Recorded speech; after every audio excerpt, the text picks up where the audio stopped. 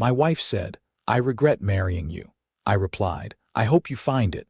Then I packed my bags, drove home alone from our honeymoon, filed for an annulment, and I just smiled because she had no idea her fantasy would turn into the biggest scandal in town. I made a mistake. I regret marrying you. The person I really love is Ramai. So I packed my bags, walked out of our honeymoon suite, and drove home without saying another word. I am Pax and Wells, 31M investment advisor here in Charleston. Just happened 3 days ago, and I am still processing this nightmare. My now wife, Winslow, 29F, is an event planner. We have been together 3 years, and I genuinely thought I had found my soulmate. Wrong on that one. Our wedding was perfect. Seriously, everything went exactly as planned. Beautiful ceremony at St. Philip's reception at the Ocean House. All our friends and family there celebrating. Winslow looked incredible. I was on cloud 9 thinking about starting our life together. Even the weather cooperated. Not a single thing went wrong all day. We got back to the honeymoon suite at the Bellman Charleston place around midnight. I was expecting, typical wedding night romance. Instead, Winslow immediately hit the mini bar hard, like really hard. I had seen her drink before, but this was different. She was nervous, almost frantic. When I asked what was wrong, she just kept saying she needed to calm her nerves about being married. That should have been my first red flag, but I figured wedding day emotions, lot of pressure, big life change, all that. I tried to be supportive, maybe help her relax, but she just kept drinking and getting more agitated. After about an hour of this weird energy, I finally sat her down and asked what the hell was really going on. That is when everything exploded. She started crying, then laughing, then crying again. Told me she had been thinking about him all day during our wedding. I asked who him was, and she said Remington Sterling Ramai. Apparently some musician she dated before me, who I had never even heard her mention. She said watching me at the altar made her realize she was making the biggest mistake of her life. Then came the words that are burned into my brain forever. I made a mistake. I regret marrying you. The person I really love is Ramai. He is the one who makes me feel alive, not safe. I settled for you because you are stable and he wouldn't commit. But my heart has always belonged to him. She went on for another 10 minutes about how she chose security over passion, how she never got over this guy, how she thought marriage would make those feelings go away, but instead it just made them stronger. She kept saying she loved me as a person, but wasn't in love with me the way she was with him. I sat there in my tux listening to my bride of 8 hours tell me our entire relationship was her settling for second choice. The woman I thought was my soulmate, explaining in detail how another man was the one who actually had her heart. You know what I did? I got up, walked to the closet, and started packing. Didn't yell, didn't argue, didn't try to talk her out of it. Just packed my stuff while she kept talking, trying to explain herself, saying she was confused and needed time to figure things out. When she realized I was actually leaving, she switched to panic mode, started grabbing my arms, begging me to stay, saying she didn't mean it, that she was just drunk and scared. But here is the thing, drunk words are sober thoughts. She had just told me the truth about our entire relationship. And I wasn't about to spend my life fighting for someone who loved another man. I finished packing, looked at her one more time and said, "I hope you find whatever it is you are looking for." Then I walked out of that hotel room and drove home. Left my wife on our wedding night because she confessed she married the wrong guy. The whole drive home, I kept thinking about how calm I felt. No rage, no tears, just this weird clarity that walking away was the right move. What kind of man begs someone to love him when they have just admitted they are in love with someone else? My phone's been blowing up since then. Winslow, her family, some of our friends, everyone wanting to know what happened where I am, trying to get us to work it out. I haven't answered any of it. What is to work out? She loves someone else and married me anyway. But here is what is really messing with my head. Phoenix, my best man, was still at the hotel when this went down. He came to check on us around 100 a.m. because the front desk called about disturbances from our room. He heard enough of her confession through the door to know what happened. Now he is telling people I abandoned my bride without context, and I don't know if I should set the record straight or just let people think whatever they want. Phoenix just called. Turns out Winslow spent the rest of the night in the hotel bar telling everyone who had listened that I couldn't handle her honesty and left because I am insecure. The lies are already starting, and I am wondering if anyone's going to believe my side when this all comes out. Update 1. First off, Phoenix came clean about what he actually heard. Turns out when he got to our door that night, he heard way more than he initially let on. He listened to pretty much her entire confession about Ramai and me being her safe choice. The disturbance the front desk called about was her literally throwing things at the bathroom door while screaming about how she ruined everything. Phoenix felt guilty about his initial reaction because he thought I had just bailed without reason. Now he is telling everyone who will listen that I handled it like a man and that any guy in my position would have done the same thing. His exact words were, she basically told him their whole relationship was a lie on their wedding night. What was he supposed to do? Fight for someone who just admitted she loves another dude? The reactions from everyone else have been all over the place, though. Journey Blake, Winslow's maid of honor, keeps calling me saying I misunderstood that Winslow was drunk and emotional. And people say things they don't mean when they are overwhelmed. She is convinced this is all just wedding day nerves blown out of proportion. My sister Sage is absolutely furious, but not at me. She is mortified that our family name got dragged through this mess. Her words, I am embarrassed to show my face at the country club. Everyone's talking about how the Wells boy got humiliated by his bride on his wedding night. This reflects on all of us. Winslow's mother, Lennox, has been the most persistent. She showed up at my place yesterday, begging me to work this out and not let one mistake ruin what we built together. She kept saying Winslow made a foolish error in judgment, but that she loves me and wants to fix this. When I told her what Winslow actually said, word for word, her face went white. She had no idea about the Ramai situation. Speaking of our wedding guests, the story has spread like wildfire through our social circle. I am getting texts from people I barely know asking if it is true that I left my wife on our wedding night. Some are supportive, saying they would have done the same thing. Others think I overreacted and should have tried to work through it. The opinions are basically split down gender lines. Most of the guys get it. Most of the women think I should have stayed and fought for my marriage. But here is the kicker. I finally looked up this Ramai guy on social media. Remington Sterling, 32, some indie folk musician with about 3,000 Instagram followers. Looks exactly like the type of guy who would be commitment-phobic, artsy photos, always traveling, that whole free spirit vibe. I can see why she would be attracted to the excitement versus my boring investment advisor life. What really got me was his most recent post from 2 days ago. It is him with his guitar on some beach in California with the caption, "Sometimes the best thing you can do is disappear for a while." Posted the day after our wedding coincidence. I doubt it. Winslow's been calling me non-stop. First it was panic, then anger. Now it is back to desperation. Her voicemails have gone from "please come home," "we can fix this," to "you are being cruel." "I made a mistake," to "I love you, not him. Please believe me." The progression has been wild to listen to. Yesterday's voicemail was different, though.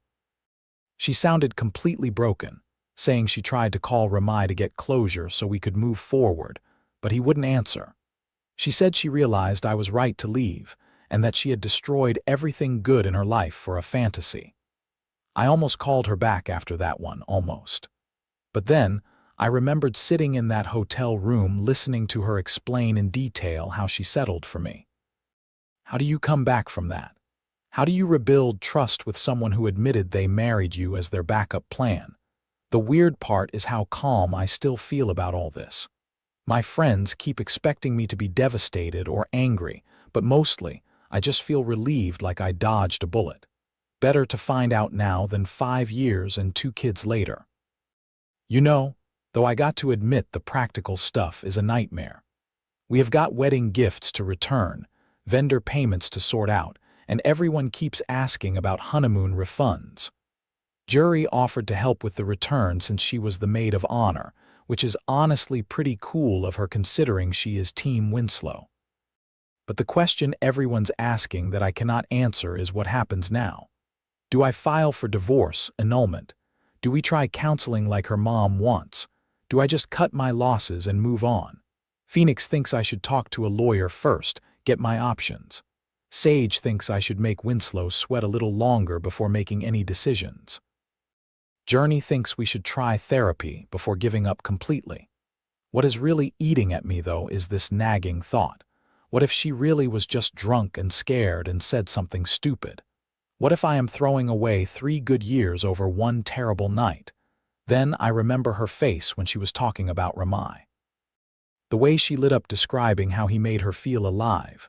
That wasn't drunk rambling. That was truth finally coming out. Just got off the phone with my dad. He said something that hit me hard, son. When someone shows you who they are, believe them the first time. Guess that settles it. Winslow just texted me asking if we can meet for coffee tomorrow. Says she has something important to tell me about Ramai that changes everything. Part of me is curious, but I am wondering if this is just another manipulation tactic. Update 2. Cannot sleep, so figured I would update you guys. That coffee meeting with Winslow happened, and holy, you are not going to believe what came out. I almost didn't go. Spent the whole morning going back and forth about whether meeting her was even worth it. Phoenix said I was crazy to give her another chance to mess with my head. Sage said if I went, I was being weak. But something about that text saying she had news about Ramai that changed everything got to me. We met at this little place downtown where we used to go during our early dating days. Probably not the best choice because it brought back memories of when things were good between us. She looked terrible, like she hadn't slept in a week, eyes all puffy, wearing sweats instead of her usual put-together look. She started off with the apologies, same stuff I had been hearing in voicemails, how she made a mistake, how she was scared and overwhelmed, how she said things she didn't mean. I let her talk for about 10 minutes before cutting her off and asking about this important information she mentioned. That is when her whole story changed. Turns out after our wedding night disaster, she did more than just try to call Ramai. She actually drove to his apartment here in Charleston. Yeah, apparently this guy lives like 20 minutes from us, and I had no idea. She went there to get closure and figure out her feelings. What she found was Ramai with another woman, not just hanging out. They were clearly together, intimate couple. Why? When Winslow knocked on his door, he answered in just boxers with this girl in the background, asking who was at the door. Winslow introduced herself as his friend from before and tried to talk to him about their history. His response, "Look, that was years ago. I am with Sarah now. I don't know why you are here, but you need to leave." Then he literally shut the door in her face. She sat in her car outside his building for 2 hours, watching this Sarah girl come and go from his apartment like she lived there. Completely shattered her fantasy that he was this tortured romantic figure who had been pining for her all these years. But here is the part that really got me. She said when she was confessing her feelings on our wedding night, she wasn't just drunk. She had been texting with Ramai for months leading up to our wedding months. She said it started innocently around the time we got engaged, just reaching out to old friends, but it turned into this emotional affair where they talked about their relationship. What could have been all that? She showed me some of the texts on her phone. This guy was absolutely playing her, telling her he missed her, asking about her relationship with me, saying things like, "You deserve someone who makes you feel alive and I hope you are happy, but if you are ever not," classic manipulation stuff. The night before our wedding, he sent her a text saying he had been thinking about her and wondered if she ever thought about him. That is what triggered the whole breakdown on our wedding night. She thought it was a sign that he wanted her back. But when she showed up at his place, desperate and confused, ready to blow up her marriage for him, he treated her like a crazy stalker. Told her he was just being friendly in those texts and never meant anything serious by them. Said he didn't know she was taking it so seriously, and that he has been with Sarah for over a year. So basically, my wife destroyed our marriage over a fantasy relationship with a guy who was just enjoying the attention of an engaged woman. He never had any intention of actually being with her. He was just playing games while in a committed relationship with someone else. The kicker, when she told him she had confessed everything to me on our wedding night and left our marriage for him, his exact words were, "Dude, that is crazy. I never asked you to do that. You need to go back to your husband and fix your life." She has been crying in her car outside his apartment, building on and off for the past week, watching him live his normal life with Sarah while her entire world fell apart. She said seeing them together made her realize how completely she would misread everything. Now she wants me to take her back because she sees clearly that I am the one she really loves and Ramai was just an illusion. She said losing me made her realize what was real and what was fantasy. I sat there listening to all this and felt nothing. Maybe some pity, but mostly just exhaustion. She had been emotionally cheating on me for months, confessed her love for another man on our wedding night, and now wants me back because her backup plan fell through. I told her that even if Ramai had welcomed her with open arms and they had ridden off into the sunset together, it wouldn't change what she did to me. The issue isn't whether her feelings for him were real or not. It is that she was willing to confess her love for another man on our wedding night. That she was texting with an ex for months while planning our wedding. That she married me while her heart belonged to someone else. Her response was that she was confused and made mistakes, but that she loves me and wants to fight for us.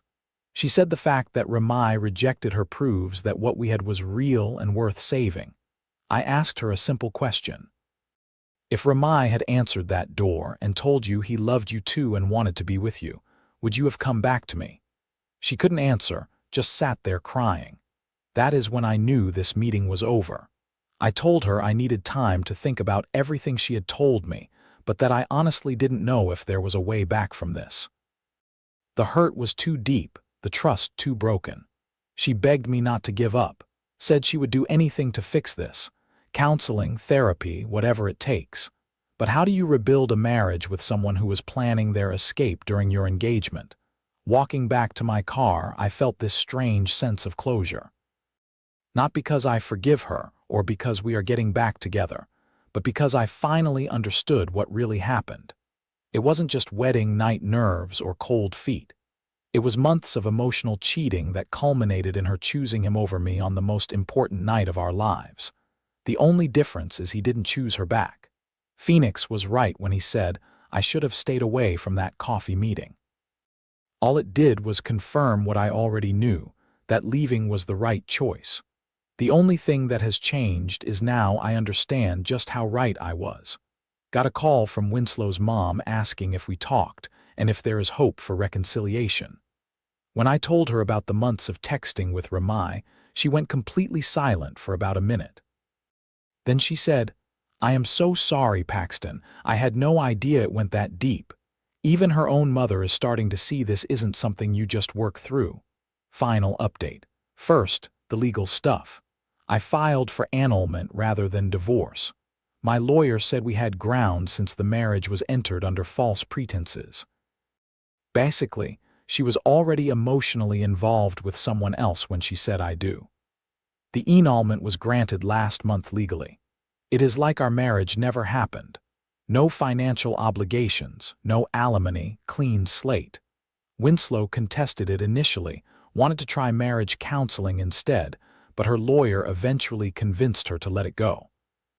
Turns out all those text messages with Ramai that she showed me actually helped my case. Evidence of the emotional affair made the annulment pretty straightforward. The social fallout was rough for a while. Lost some friends who thought I should have tried harder to work things out, but I gained clarity about who really had my back. Phoenix has been solid. He actually helped me move to a new apartment closer to downtown. Sage was furious about the family embarrassment for months, but she has come around to supporting my decision. Winslow's life basically imploded. She lost her job at the event planning company. Apparently, having your own wedding become the town's biggest scandal isn't great for business when your job is planning other people's weddings. Last I heard, she moved back in with her parents and is working retail somewhere. The Ramai situation got even weirder about 2 months after our coffee meeting. I heard through mutual friends that he had actually broken up with that Sarah girl. Rumor was Winslow kept showing up places where she knew he would be trying to restart conversations about their connection. Guy basically had to get a restraining order to get her to leave him alone. She went full stalker mode, showing up at his gigs, messaging his friends, even tried to get Sarah's phone number to explain the situation. It was pathetic to watch from a distance. The woman who destroyed our marriage chasing after a guy who wanted absolutely nothing to do with her. As for me, I am doing good. Really good, actually. Started dating about 4 months ago. Nothing serious at first, just getting back out there. But last month I met someone special. Her name's Ember Sinclair. She is a nurse at Musk. What I love about her is that she chose me first, not as a backup plan or because someone else wasn't available. When she looks at me, I can tell I am not competing with some fantasy guy in her head. Ember knows the whole story about what happened with Winslow. Instead of seeing it as drama or baggage, she said it showed her that I have self-respect and will not fight for someone who doesn't want to be fought for. She said any woman who would confess her love for another man on her wedding night wasn't worthy of the man she married. Work has been going well, too. Got promoted to senior advisor in March, which came with a nice raise and better clients. Bought a new place in the French Quarter, smaller than the house Winslow and I were looking at, but it is mine and it doesn't have any memories attached to it. The weird part is how rarely I think about what happened anymore for the first couple months. It consumed my thoughts. Now it feels like something that happened to someone else. I run into people sometimes who ask about my ex-wife, and I have to remind myself they are talking about Winslow. A few people have asked if I have any regrets about walking away that night instead of fighting for the marriage. Honest answer, none. 0 regrets. What was I supposed to fight for? The right to compete with a fantasy for the rest of my life. The chance to always wonder if she was settling for me. I think what happened taught me something important about love and self-worth. When someone shows you who they are, believe them the first time. When someone tells you they love someone else, don't try to convince them to love you instead. When someone confesses they settled for you, thank them for their honesty and move on. Winslow wanted the man who wouldn't choose her over the man who did. She got exactly what she asked for, nothing. Meanwhile, I learned the difference between being chosen and being settled for. Now I am with someone who actually wants to be with me.